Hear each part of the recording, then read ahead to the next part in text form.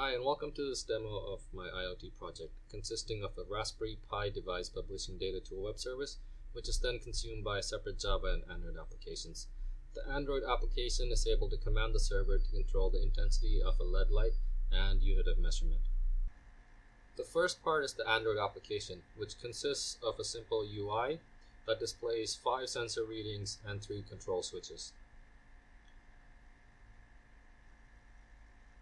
One sets the unit of measurement for a range detector from centimeter to inches, and the other two turn on a LED attached to the Raspberry Pi and adjust the intensity. The Android app utilizes Pusher to listen to events that are being published and then displays it to the UI using an async task. The Android app utilizes pusher.com to listen to events that are being published, and it displays it on the UI using an async task. It also uses Firebase to publish values to certain fields, which are used to control settings on the Python server. So these are the different fields that are being populated and in turn can be sent back to the Raspberry Pi.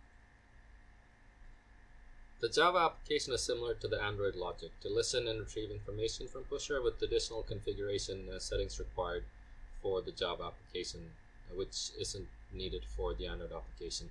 The Python application consists of the configuration and authentication required for Pusher and Firebase to be able to access, read, and write data, mostly for Firebase, which takes up most of the starter code.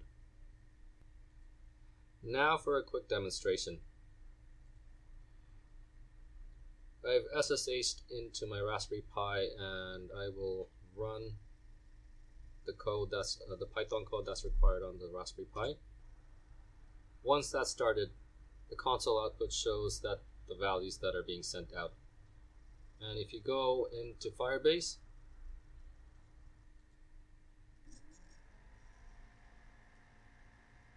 you can see that the values are being populated in real time.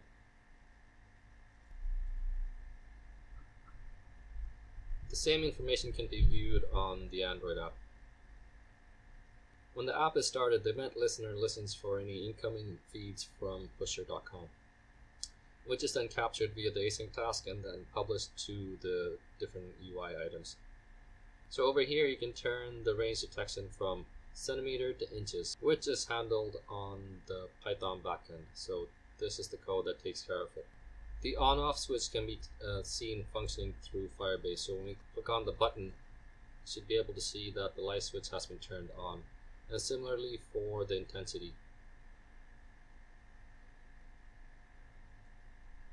And this is being fed back through to the Raspberry Pi, which affects the intensity of the light and or the calculations needed to present either centimeters or inches. Similarly, the Java application picks up the same feed as the Android app. So when we run it, we'll wait to establish a connection. And once the connection is established, it will listen for events from the channel subscribed from pusher.com. Well, that's the demonstration of my project. Thank you so much for watching.